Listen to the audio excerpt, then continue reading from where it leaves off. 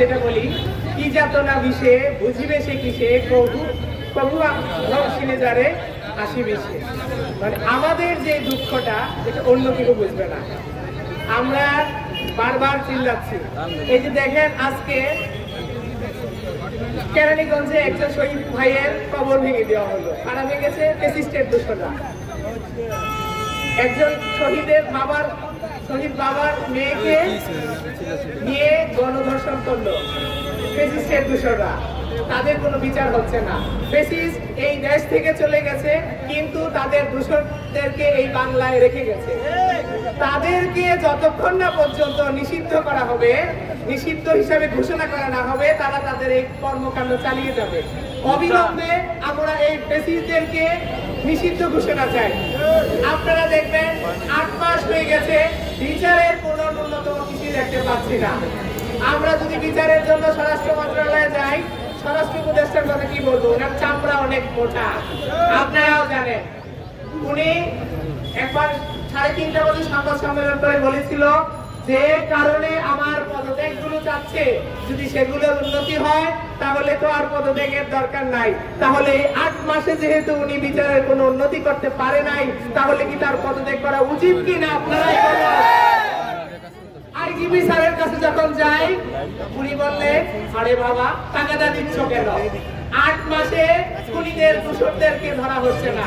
যদি বলি আসামিদের গ্রেফতার করেন, আমরা নাকি তাদেরকে তাগাদা দিচ্ছি।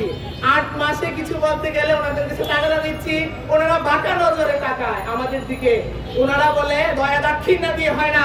আমি তাদেরকে বলতে চাই, যারা আজকে ক্ষমতার বর্ষতে আছেন, আপনারা কার দয়া দাক্ষিণ্য আজকে ক্ষমতায় গেছেন? আমরা তো স্বজন হারাই আপনাদের কাছে বিচারের জন্য যাই, গেলে বলেন আমরা দয়া দাক্ষিণ্যের জন্য যাচ্ছি। আপনারা যারা আজকে ক্ষমতায় আছেন, আপনারা তো প্রমোশন পাইছেন, আপনারা তো এই যে ক্ষমতায় গেলেন, কিসের দয়া দাক্ষিণ্য নিয়ে আপনারা আজকে ক্ষমতায় গেছেন? এই ভোগ বিলাসিতার জীবন যাপন আপনারা করতেছেন, আপনারা তো পুরস্কৃত হয়েছেন। আজকে আমরা বলতে চাই, আগের আইজি কমিশনার ছিল দোষর স্বৈরাচারের, বর্তমান আইজি কমিশনার হলো খুনিদের পৃষ্ঠপোষকতাকারী। কারণ হলো এই পর্যন্ত কোন খুনি ধরতেছে না। আইজি কমিশনার যতবারই বলি তাদেরকে, তারা খুনি ধরার জন্য কোনো প্রস্তুত না। তারা তাদের একটা পুলিশও ধরে দিতেছে না। আপনারা দেখেন 10-15টা পুলিশ গ্রেফতার করেছে। আমি সবসময় একটা কথা বলি, 2000 মায়ের সন্তানকে হত্যা করা হয়েছে।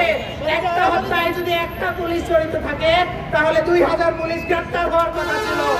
একটা হত্যায় যদি 2টা পুলিশ জড়িত থাকে, 4000 পুলিশ গ্রেফতার করার কথা ছিল।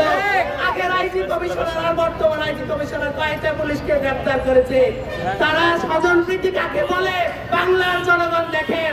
কি স্বজনপ্রীতি করে তারা তাদের ভিতরের লোকদেরকে গ্রেফতার করতেছে না, বের করে দিচ্ছে না খুনিদেরকে? তাহলে কি তারা খুনিদের মদত দিচ্ছে না? তাহলে কি তারা খুনিদেরকে পৃষ্ঠপোষকতা করতেছে না? তাহলে কি তারা খুনিদের লালন পালন করতেছে না? তারা কি স্বৈরাচারের সাথে আপোষে সমঝোতা যায়নি? যদি তা না হয়, তাহলে আজকে যারা ক্ষমতার বর্ষতে আছে, তাহলে তারা কেন স্বৈরাচারদেরকে নিষিদ্ধ ঘোষণা করতে তাদের এত অন্তর্জালা কেন? ধন্যবাদ। আসসালামু আলাইকুম।